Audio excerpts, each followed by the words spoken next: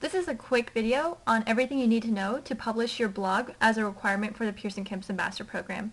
I'm first going to go through this quick slideshow that you'll have access to later on, and then I'll point out the links and how the whole process works through actual steps.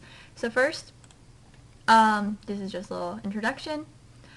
There's many reasons why you should publish blogs other than it being a requirement for the Pearson Campus Ambassador Program, but it's a great line on your resume because people are very impressed when you have published content. And you're probably wondering you have nothing to write about, and that's okay because you can write about basically anything. You can write about an experience you had or a story you have to tell, a mentor you have, and here in a second I'll show you a spreadsheet of some different topics and ideas. Here's some links. Like I said, you'll have access to a slideshow later, so that's why I have these links on here for your convenience. But basically just some information. You have to have at least 3 months picked on the spreadsheet that I'm about to show you. And if you want to do more than that, then you can definitely do that, and you can put that under the additional column, which we'll get to here in a second.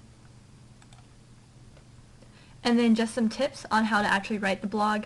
You want it to appeal to people like you. So it doesn't have to be like a research paper. It doesn't have to be like an advice column. Just think about as if you were telling a story to your friend. It'll be around 350 to 600 words. It'll be like an intro, have a body and an ending. It flows nicely. You can bold the main points, but I can help you with that as well. And definitely have pictures with it, your own original picture. So not something you find online, but something that you took and usually has you as the main focus of it. And then lastly, after your blog is published, I will post it on the Slack channel, and I definitely encourage you to share it on your own social media channel because like I said, it shows great to future employers, and you can also brag about yourself. Look at this amazing blog Pearson published. So okay, now I'm going to get to your main HubSpot, where it's all your information right here on the spreadsheet. Like I said, it's a link here in the slideshow. You can just click on this and it'll bring you to this slideshow, spreadsheet. And this is where you're going to claim your months. As you can see, we're already through the year, so some people have already submitted their drafts. Some people have claimed their topic but haven't yet wrote their blog about it. And so you would go over to this second sheet here where it says blog ideas and themes. You would think ahead. You're like, oh, well, maybe I want to write a blog for October, and you would come down here and you'd see some of the different ideas that I wrote out here. But like I said, this is not all inclusive. Let's say there's an idea you have for October, but it's not on this list. That is totally fine. You can go over here to the sign up sheet and then email me, and send me an email with like your pitch idea. Be like, hey, I really want to write a blog about this and this, and I can tell you if I think it'd be a good fit for the blog or not.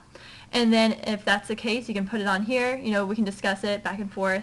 And just a quick note about my email address here. This email address, if you have like an idea or something like that, email that because I'll get back to you like the same day. You might receive emails from me that say PS Blog Jessica, and that goes through Submittable. That's the program that you submit your blogs through. And so sometimes just don't be confused. It's the same person, but just 2 different email addresses. So after you have your blog and you submitted it on this spreadsheet, it's important to know that you don't have to wait until that month to write your blog. Like for example, right now it's June, but Alex already wrote her blog about Greek life, which is amazing because now it's ready to go for September. And so you don't have to wait until September. Actually, I highly encourage you not to wait until your month because it takes about 3 weeks for the whole publishing process. So from the time you submit your draft to the time that I have edits for you, from the time that you approve those edits, from the time that we have everything finalized and scheduled, it would be close to that time of the month. So definitely submit it early. And when you do submit it, you'll click on this first link here, and it'll have a screen like this. And it's important to know that all this stuff is required. And I'll show you a published blog here in a second. It'll make more sense.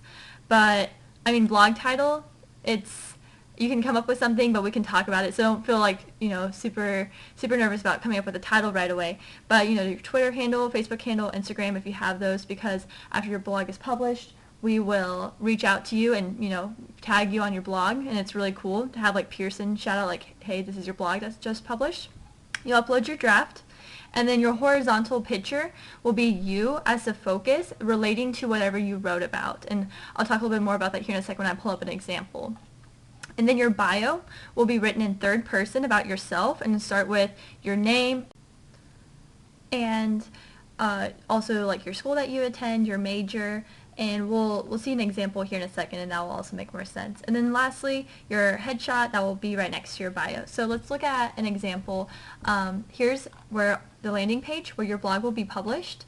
And also, if you want to look at other people's examples, you can get to this site by, when you go back to the spreadsheet here, it says get ideas by reading blogs published on PS. See published blogs here. You click on that and it'll bring you to this landing page. And so it's a great idea to like read those and kind of get ideas of how other people publish their blogs. Just taking this first one here that Jennifer recently published.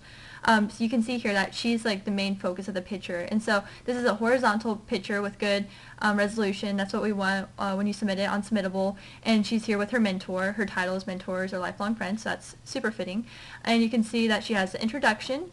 She has a few main points here. She has like, she bolded the main points, and she has a closing, kind of talking to the reader.